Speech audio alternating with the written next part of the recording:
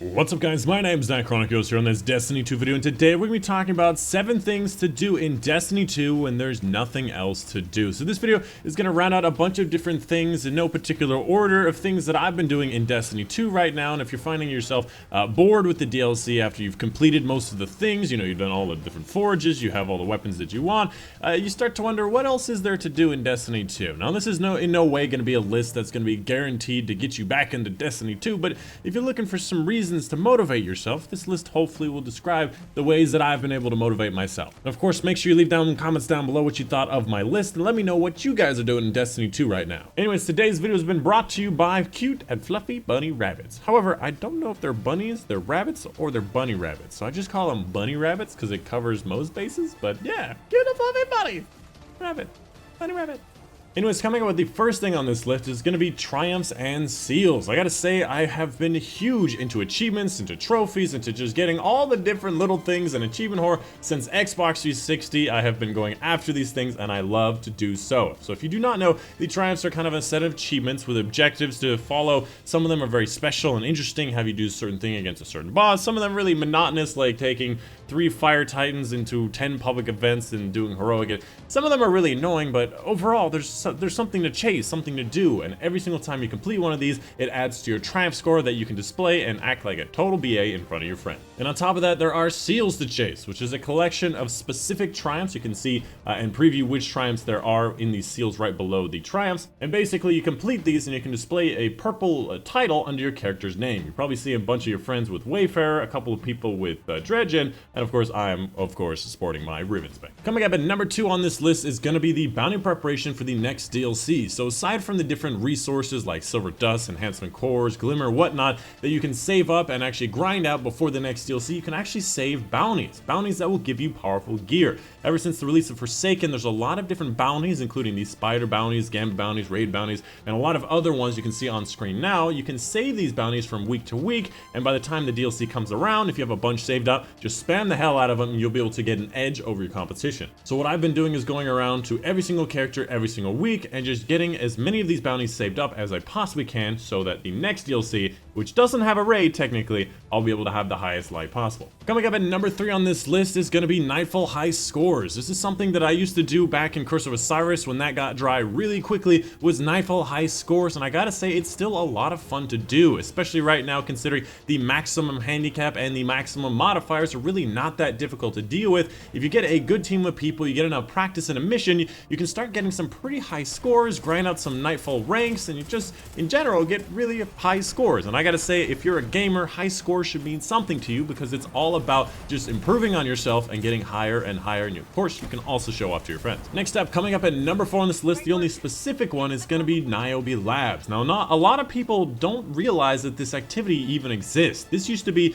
the special community way to unlock the Burgusia Forge, and because we weren't able to do it very quickly, they basically just unlocked the Burgusia Forge, the last forge in Black Armory, by ourselves. But this used to be the fancy way of doing it. It's a series of different puzzles where you have to hit certain symbols you can only see with Black Armory weapons, with certain Black Armory weapons, or certain specific weapons at the same time, or in order, or in a big string. It's a huge series of puzzles and different like boss fights, and I gotta say it's a lot of fun, especially when you're rolling with a lot of people that are quite good at the game. It's one of those things where you feel very proud of completing.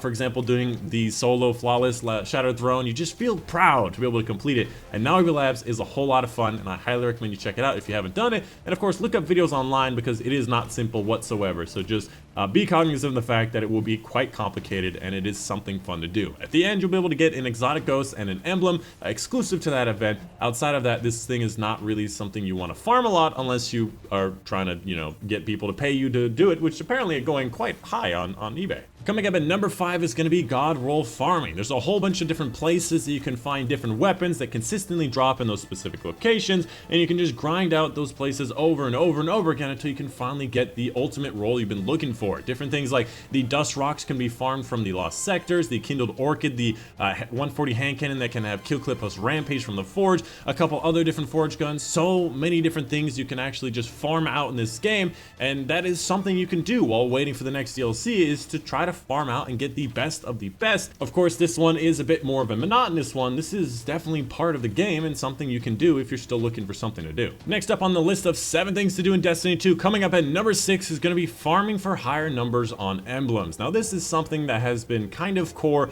to Destiny 2 ever since Destiny 2 released, is just getting higher and higher numbers on a bunch of different emblems, whether it be raid completion emblems, Nightfall high score emblems, getting certain kills in Crucible or in specific DLC emblems, etc, etc, etc. Just getting all of these emblems. It's a lot of fun to be able to pick one and just farm the living hell out of it. I know one of my friends, before Forsaken came out, he was looking for 1,000 prestige Nightfall completions on that one emblem, but right as Forsaken came out, they switched that to Nightfall rank for some reason, and he was so mad. But either way, seeing 1,000 prestige Nightfall completions on that emblem was extremely impressive, and I gotta say, definitely a crowning achievement for himself.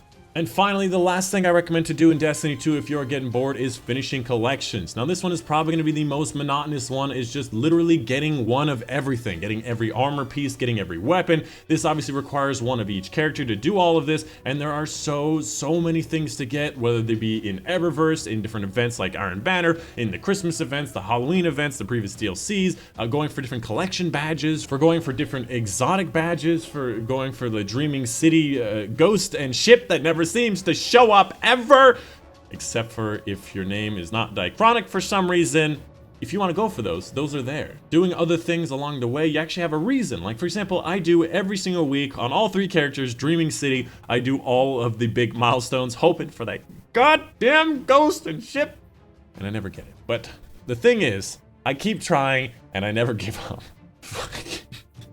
I cannot believe I don't have a Cursebreaker right now, because a ghost and a ship after doing so many Nightfalls, so many milestones. It's Anyways, that's pretty much it. That is the 7 things to do in Destiny 2. On screen now, you'll see my full list of the different things that I had. It's not a huge list. It's not really complicated, but this is the list that I've kind of come up with and I did in Word. If you guys have any recommendations in the comments down below, let me know. I would love to see what else that I can do in Destiny 2. Let me know what you like about it, why you want to do those things, and of course, if it is difficult or not, because I want to know how long I'll be spending my time looking for these damn cats or something, you know?